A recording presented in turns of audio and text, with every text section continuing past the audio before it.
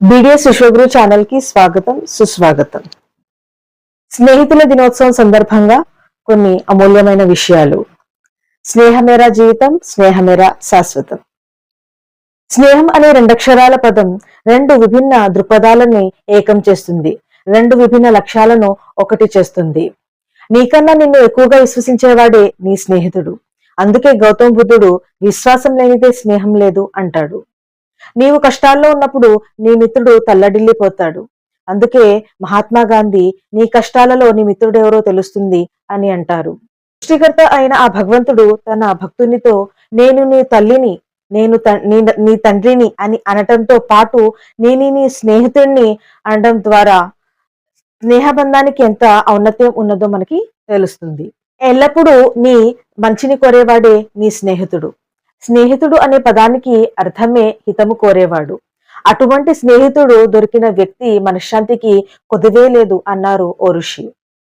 నీవు కష్టాలలో ఉన్నప్పుడు నీ నిజమైన మిత్రుడెవరో తెలుస్తుంది అంటుంది వేదాంతం. స్నేహితుడంటే కేవలం ప్రశంసించేవాడే కాదు, సంస్కరించేవాడే కూడా ఉండాలి. అనునిత్యం మిమ్మల్ని స్తుతించే స్నేహితులతో చాలా జాగ్రత్తగా ఉండాలి. కొత్త స్నేహితుల వెంట పరిగెట్టే ముందు చాలా జాగ్రత్తలు తీసుకోవాలి.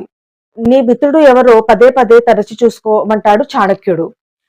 నీలో ఎవరికీ చెప్పకూడని కొన్ని విషయాలు ఉంటాయి. అవి ఎన్నడూ ఎవరికి చెప్పవద్దన్నది చాణక్య నీతి.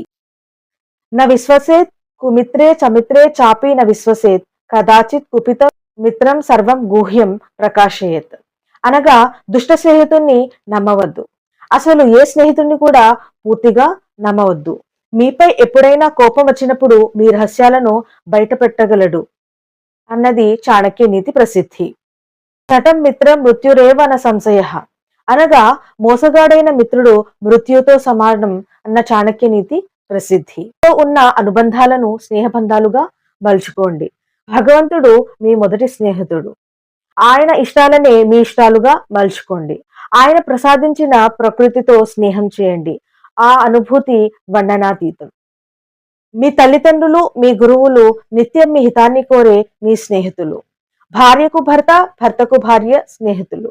అందుకే వివాహ మహోత్సవంలో వధూవరులు చేసుకునే వాగ్దానాలలో ఒక వాగ్దానం సతాసప్త పదాభవ సఖ్యంతే గమేయం సఖ్యాత్ తేమ ఏషా సఖ్యంతే మా యోష్ట్యాహ. అనగా నేను నీ స్నేహాన్ని కోరుతున్నాను. మనమిద్దరం స్నేహంతో అనురాగంతో మెలుగుదాం. భార్యాభర్తల మధ్య బంధం స్నేహంతో అనురాగంతో ఉండాలని వైదిక ధర్మం ఆదేశిస్తుందంటే స్నేహబంధం ఎంత గొప్పదో కదా. ప్రతి వ్యక్తి తన స్నేహితుని మార్గాలను, అలవాట్లను అనుకరిస్తాడు. అందుకే మంచి స్నేహితులతో సాంగత్యం చేయడం మంచిది. మంచి స్నేహితుడు దొరికిన వ్యక్తి అదృష్టవంతుడు అని అన్నాడు ఋషి. స్వార్థమే పరమావధిగా జీవిస్తున్న నేటి రాక్షసతుల్యమైన సమాజంలో అమృతమయమైన నిస్వార్థ స్నేహం దొరకడం బహు అరుదు.